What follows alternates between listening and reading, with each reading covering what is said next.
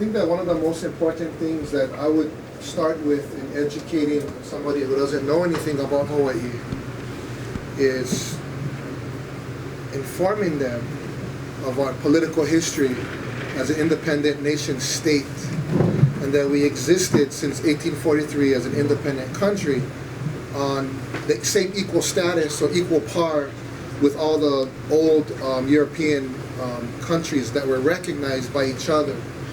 So whether we're talking about the United States, whether we're talking about Switzerland, Germany, Spain, England, the Kingdom of Hawaii was, the Kingdom of Hawaii had that same recognition as a nation state status and existed as an independent country. And a lot of people don't know that. And a lot of Hawaiians didn't know that and still don't know that. So once we understand that political history, that we existed as a recognized state by all the global powers, then that kind of sets the context for our sovereignty and independence struggle. And we know that we existed for 50 years as an independent state, and that we ran our own government. We had ambassadors, we had our own we had our own education system, we had our own attorneys, we had ambassadors, we had foreign diplomats. So Hawaii existed as a nation, as a kingdom, as a self-governing state that was recognized by the global powers, and then that was stolen away by the very ones who were supposed to protect us as a neutral country, and that was the United States. So that's where I would start in educating or creating a conversation about Hawaiian sovereignty and independence. So we're not struggling really just for rights. That is part of our struggle to maintain rights, but more importantly, what are those rights rooted in? And those rights are rooted in a country that had its sovereignty and recognition stolen by the United States. So to me, that's a good place to have the conversation, and I think Ilima and Camille can really unpack and start a deeper conversation about that. But if people don't understand, then they think, what are these Hawaiians fighting for? Handouts, or Hawaiians just want welfare, or and there's a deeper political history and the legacy of Lili'u Okalani leaving us a solid political foundation to stand on for restoration is a good entry point into that conversation, I think.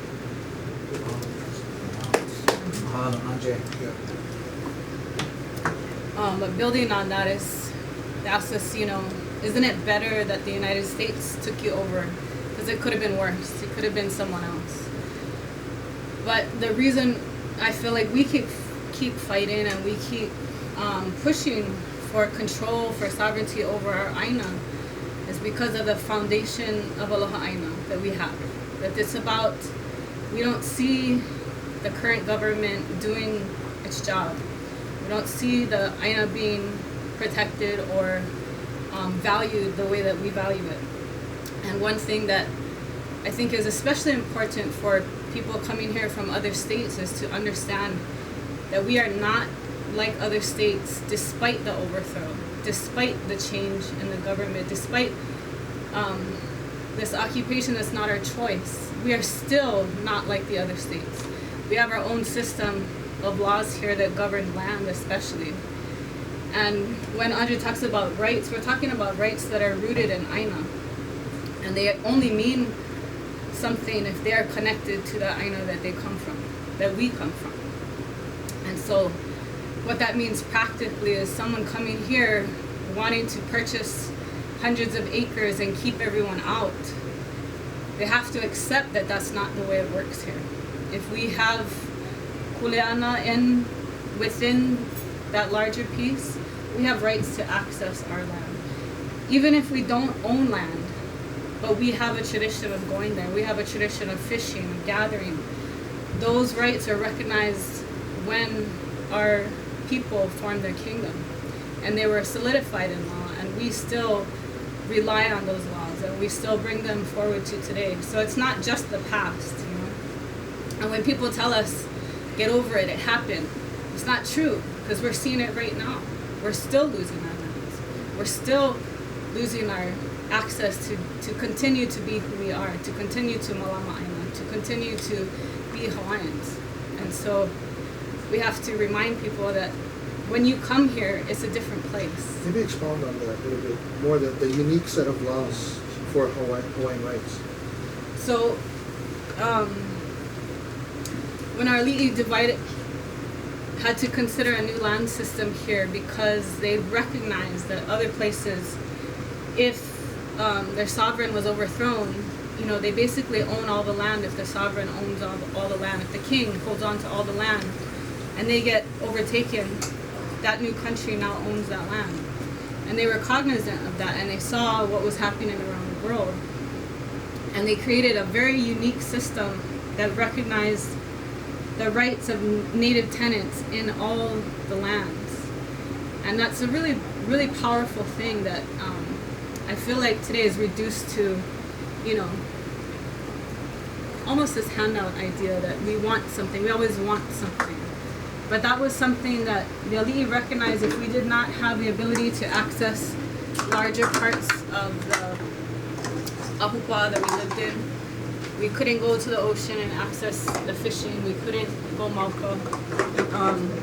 That having a little piece of fee simple land is the American dream, right? You want to own your piece. It really didn't mean anything if you didn't have water to feed your lo'i, if you didn't have food to feed your family. And so here, land is not just a commodity, and that is critical when it comes to people who want to come in and buy people out, that they think money is an exchange for land. Money can never come up to the value of land here, right? Yeah. And so for people that come and say, well, you didn't even know you had family land there. Well, there's a history to that. There's dispossession. There's, there's a lot of disease and death. We were displaced. And just because we didn't know that we had that connection, if we find out today and we want to reconnect, it's not a small thing. That's where our people came from, you know. That connection is power. That aina is our power. In fact, it's a huge thing, and I thought about that when Zuckerberg was saying that exact question, that, these people didn't even know that they had rights or any kind of interest in this land. And then he made the assumption, he said something to the effect of, now we're letting them know so that we can pay them out. And he made this assumption that once we find out that we have ancestral connection to land, and that it's just a small piece that might be worth $5,000 or whatever, he assumed that we would want to be paid out. And he didn't understand that even though I might not know that I have ancestral connection to a certain place, once I do find out the connection to that place of my ancestors, of my kupuna, of my elders, and being able to access that place and be able to re-engage in the cultural practices that they did and that I still do back on the place where they did, is more important and more valuable than $5, $10, $20, $30,000 or whatever, $100,000. So it's not worth it. It's many Hawaiians, the kinship relationship to the place of their ancestors cannot be bought out. There's no dollar value you can put on that. And I think that, going to the Zuckerberg case, he made an assumption that, you didn't know, but here's your 10 grand, be happy. And it comes off as a very white, paternalistic, privilege position to think that he can just throw some dollars at Hawaiians and we're going to be okay with giving up our interest to land, even if it's only 1/64th. The access to that land can never, of value can never be placed on accessing that place. But, and that goes into the what Camille talks about, is that we have a unique set of laws here in Hawaii that are a carryover from the kingdom, and those laws protect those rights, however small the interest may be. I think it's important. And so when we're thinking about the Zuckerberg issue too, it's not just that, he's a nice guy trying to be a good neighbor and things. It's that this idea that people are entitled to just take our lands and settle here for their own interests. is something that we've been dealing with for 120 something years. And the stakes for us is our very identity as Indigenous people, as Hawaiians, because our identity is inherently connected to the ability to connect to our ancestors and to our ancestral lands. And that's what this comes, that's where this Zuckerberg issue comes into play. And I don't think he realized at all what the stakes were for us, or what the stakes are for us, and what we've been dealing with. So on our side, I mean, it's not just our identity, it's also that what happens in Hawaii is usually sort of, you know, a microcosm of what's going on around the globe. So when we're thinking about militarism in Hawaii, us Kanaka Maoli know that the US military uses this place to train their troops and to train troops from many other countries around the world to wield war on Native peoples. And this is also connected to the overall militarization of society, even, and the militarization of the police. So this also provides a lot of grounds to link up, to build alliances with folks. When Black Lives Matter is addressing the militarization of the police and policing practices in their communities, that's inherently tied to the buildup of the military in Hawaii as well. When the indigenous people of West Papua are facing genocidal war from the Indonesian army, that is because there are US interests in a copper mine in there. And the Indonesian army is trained in Hawaii with the US Army. So we need to build those alliances across the Pacific as well. So the stakes aren't only high for Kanaka Maoli, but we see with all of these issues around the world and with a lot of the indigenous struggles in the States as well, that the stakes are the same for a lot of us. And so building solidarity, showing up for each other, knowing each other's issues, and trying to build power collectively is something that I think we're all working on right now and setting our sights on in the direction that we're moving in our struggle. And we have a history to point out. We have a history of pan-Polynesian solidarity going back, you know, to the nuclear-free independent Pacific, you know, these struggles in the late 70s and 80s. But an important thing that Lima brings up that makes me think about is military presence in Hawaii was bigger than even Hawaii. And there's a senator, I think it's in the congressional record, Senator Alfred Beveridge, in the 1880s, they're projecting with manifest destiny and capitalist expansion, imperialism, that he says the power that controls the Pacific controls the world, because they were recognizing the importance of the Pacific Rim economy, you know, and that economy being crucial to global capitalism and imperialism. And so Hawaii really is just a launching pad for economic control of Asian markets and Pacific markets. And so we really are fundamental to U.S. economic control, and we're kind of ground zero in a sense for the staging and launching of American imperialism around this hemisphere. And that's the bigger picture that we got to talk about and be conscious of. So I think Ilima really ties in the bigger political struggle of the survival of Polynesian, Asian, Pacific peoples. And also, I mean, that's why we have this bond with Standing Rock too and Mauna Kea, is because that's capitalism all the way, right? It's the oil pipelines going through or right along native land, and you know, concern over their health and welfare for this company that's just going to railroad through there. And the fact that we're fighting these same battles everywhere, our strength is only, it comes with our solidarity with each other. It's the only way we can really fight the power that we're dealing with. Aloha ia I kako kalani wahilani no kuya mai au. Aloha aina. It's mana mai mana o. each and every one of us, Nakanaka, as well as Napoe Hawaii, we come from very deep hurt. And my mana, my ike, the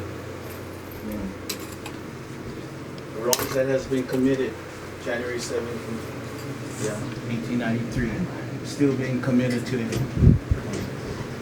Through international law and U.S. constitutional law, no country can occupy another country without a treaty of annexation, not a joint resolution. So it failed twice. The first time was in 1893, where the provisional government, which Illinois shared on it, was 13 businessmen of European descent. I think 9 of them was Hawaiian nationals. The po'o, the leader, was Lauren Thurston. He was a second generation missionary. And they were sugar barons. And they wanted the land. Everything was the land. And they were profiting. So when our queen was the last monarch, she was up against these 13 businessmen. But not only them, had a couple senators that was in Washington, D.C. was in on the conspiracy as well. So January 17, 1893, 120 sailors off of the USS Boston came to Hawaii under the guise that they came for protect American lives. They docked at Honolulu Harbor and they went straight to the Iolani, to our palace. There was no Americans there.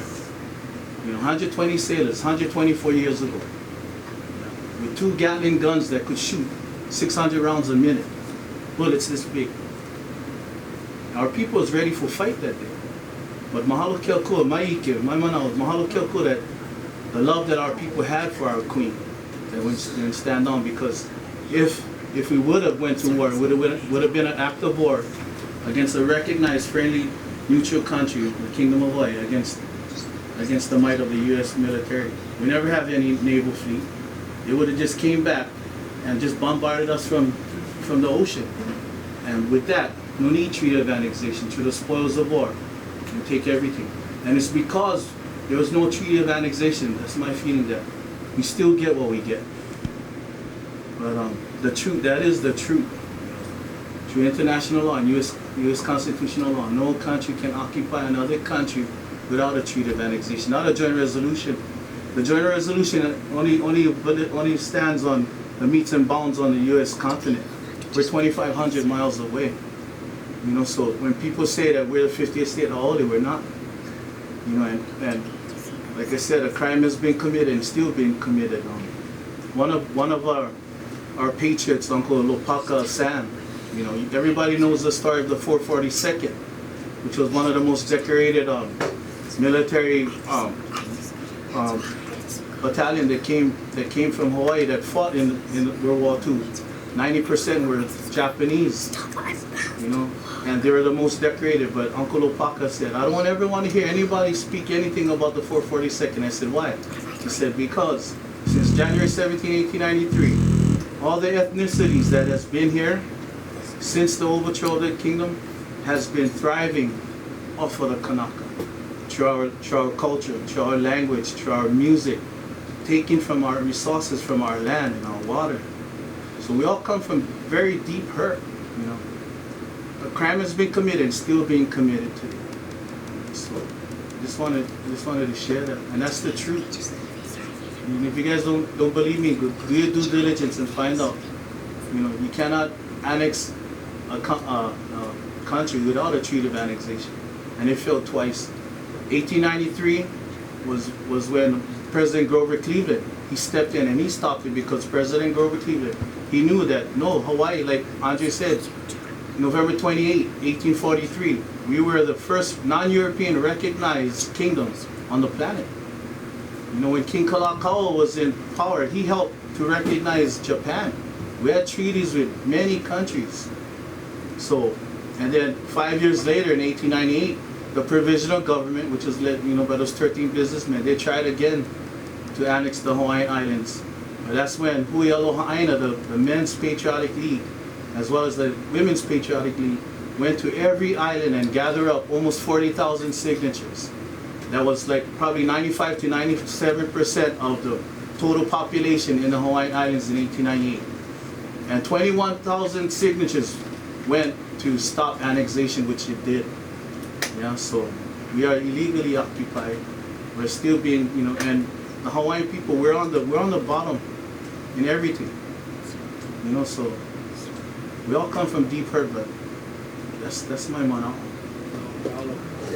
So in 1978, that's when the Hawaiian, the Democratic Con 78 convention, and a lot of laws was implemented into our the fake state Hawaii Constitution for the Kanaka.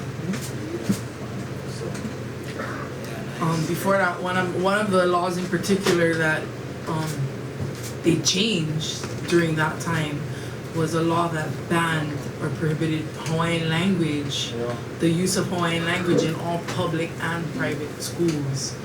And so that was kind of a big thing, and in the 70s there was what was called the Hawaiian Renaissance, where there were a lot of leaders from the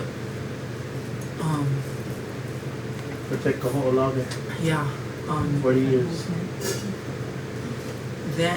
Lots of people started to it was like back then, it was like us of back then, you know what I mean, like this kind of grassroots efforts to right some wrongs, and before that, in 3 years, I think it was 3 years after the overthrow of the Hawaiian monarchy, in 1896, there was that law. They banned Hawaiian language in all public and private schools, and when they did that, there was a decline in the imparting of knowledge, cultural knowledge from the kupuna, from the parents to the young ones. So there were like a whole generation or 2 or 3 grew up without this important knowledge, of our Hawaiian culture, and especially the language. And you'll see in the names that our parents have, the generation before us and before them, the 2 generations above us, they had a lot of English names or biblical names. Some no more even Hawaiian names, That's how bad it was, and it was a sad thing that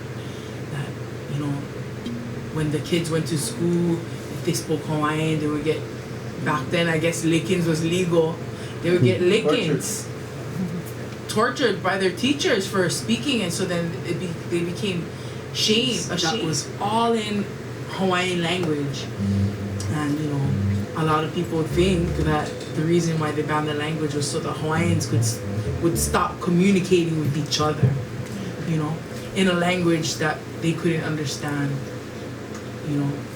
If I can reiterate, and Kako, Sister Paula, like in 1896, the Hawaiian language to me was banned. It was banned from everything, and to me that was like the most divisive method that the provisional government, along with with the U.S. government, did, because through the banning of our mo'olelo, or olelo makua, our mother tongue, my grandparents, they spoke, my mom spoke, but however, they got ridiculed. It wasn't a norm anymore, so taking away our language took away all our mo'olelos, our stories, the names of our ancestors, the names of our pahipana, our sacred places, the names of our legends, our mo'olelo, and so through that, but mahalo ke akua today, we have a whole new generation that they don't know the pledge allegiance to the flag, or my country's tis the theme, they don't know that, so whose country? Our country, but the language to me was a very big tool that provisional government did, and like Sister said, we had we was the most literate country at one time, and we were our kupuna, our ancestors, through trial and error, them set precedents for us. Through everything. I mean, through trial and error, we were the best land stewards. We had a 5-hour working day. When the sun rose, our people were up, ready to greet the sun, doing our chants LA. They worked to like maybe 10 o'clock, 11 o'clock. When the sun is highest here, they're done doing their work. And then people say, oh, the Hawaiians are lazy.